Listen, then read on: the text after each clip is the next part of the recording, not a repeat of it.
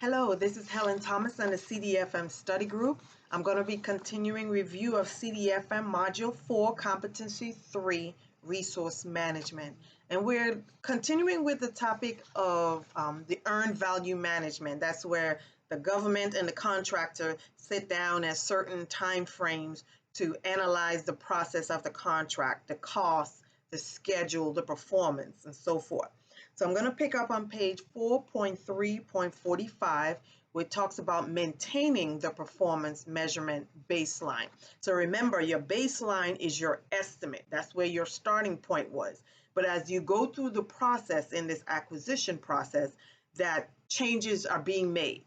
You either realize that costs have changed, time frames have changed, so the baseline will have to be change throughout this process. So that's what this is talking about. So baseline maintenance. And if you read to that paragraph under that topic, it says the earned value management system guidelines not only allows for the baseline changes, but it also anticipates, because of course, things change by the time you start this process. And there are 5 different revisions, data maintenance points, guidelines that you have to look at. So those are the 5 bullets that's under this topic. The first one focusing on incorporating the authorized changes. Whatever the milestone decision authority or the decision makers decide are the changes that needs to be made, those are your authorized changes. So now you need to incorporate the authorized changes. That makes sense, right? You also want to reconcile the budget because the money is also going to change. It's either going to cost more or it's going to cost less. So you need to update that.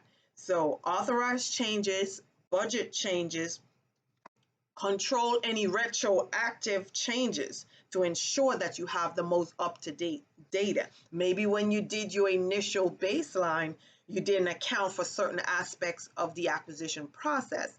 So you have some retroactive changes that will change the original baseline to where you are today. The fourth one is prevent unauthorized changes. So prevent revisions to the program except for those that are authorized. So you're looking for anything that was not authorized to be a change in the process that needs to be changed. So authorized changes, budget changes, retroactive changes, and prevent any unauthorized changes. What's the last one? The last one said document changes to the performance measurement baseline, and then actually go in the baseline itself, because in the event that you have to use that starting point again in the future, you want to have the most up-to-date information. So as you're going through the process, you're updating all of this to go back and update the original baseline. Page 4346 talks about the earned value management rebaselining. So after you made all your changes, now you got to rebaseline the process. It's a general term used for describing a major realignment of your program. Rebaselining may be replanning or reprogramming, and then you got the definition. So your definition is written at the bottom of page 46, but I'm just reading the bullet first. Replanning is a realignment of the schedule or reallocation of the budget, whereas reprogramming is a comprehensive realignment resulting in a total budget or total schedule exceeding the contract requirements, results in an over-target baseline and over-target schedule. So you got to reprogram to change the total budget, total schedule. Everything changed because everything was over or underestimated. So when the cost actually came back, everything was over. So you have to do some reprogramming actions. So that's at the bottom of page 46. All right, EVM formulas. These came up earlier, and I think we're currently reviewing CDFM Module 2, and these cost variance, schedule variance is also in it. So you go into more detail here in Module 4 on page 47, where you have the formulas. You're either going to have to do the cost variance, where you take in the difference of the budgeted cost of work performed and the actual cost of work performed. You take what you budgeted to pay versus the actual amount you paid for that work. That's your cost variance. And your schedule variance is the budgeted cost of the work performed versus your budgeted cost of your work schedule. So the value of the work is really what the BCWS is looking at. What you budgeted for the schedule, and then the value of the work once you were done, depending on the timeline you were done, the value of that work. Variance at completion. So let's look at that. Equal budget at completion minus, all right, what's the E? All right, so let me look at that one because I don't remember that one. Oh, variance of completion overall. Let's see what it says. Variance, cost variance, schedule variance, completion.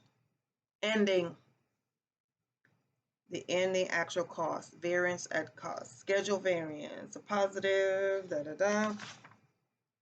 that's all they say on it. Okay, that's it. EAC, how to calculate the estimate of completion. That's what it says. So variance of completion is the budgeted actual cost minus the estimate at completion. Oh, and okay, here we go. I guess it helps to flip the page over.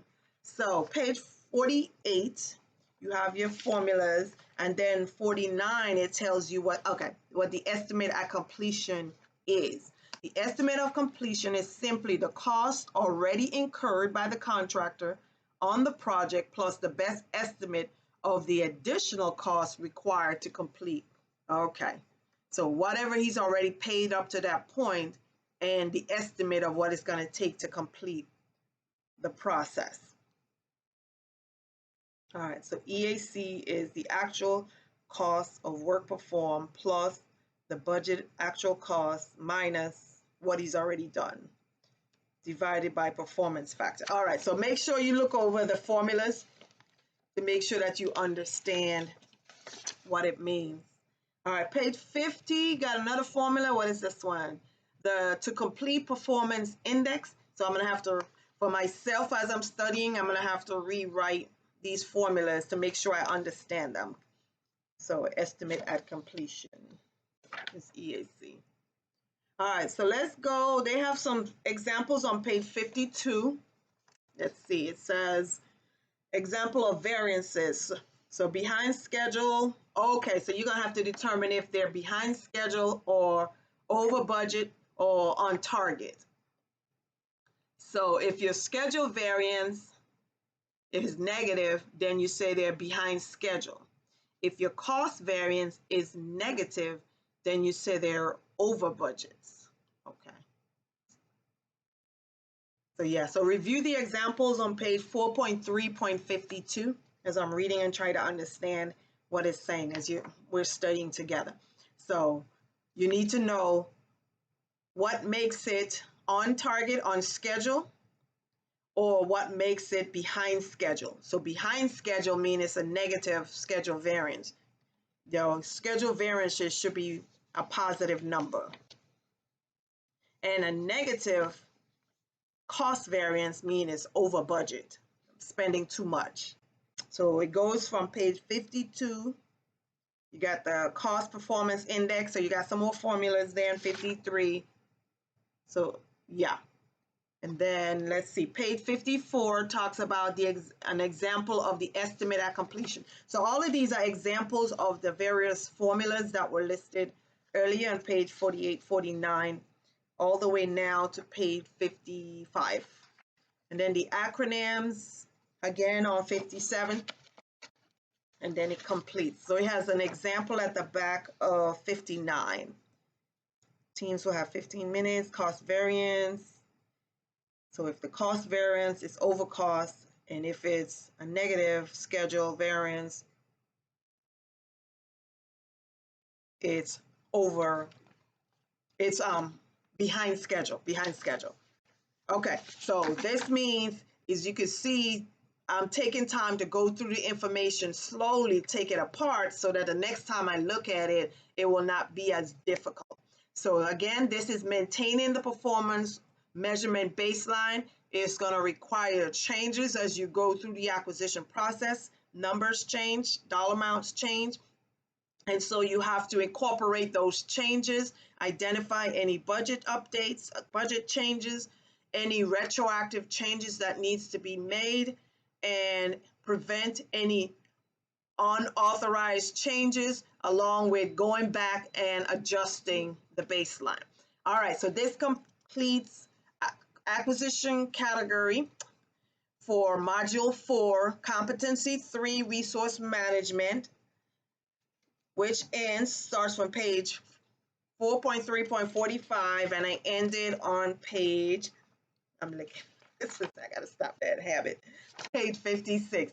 All right, so be sure to subscribe as I continue to update. I don't have the time to update as fast as I would like to, so be patient with me. I promise I'm gonna get through the whole 10 competency areas, but I have to take my time because I am also studying for this exam, doing this process, and it takes me a while to go through, to understand, to rewrite the information so that the third time when I get through it, it becomes more fluent, more understandable.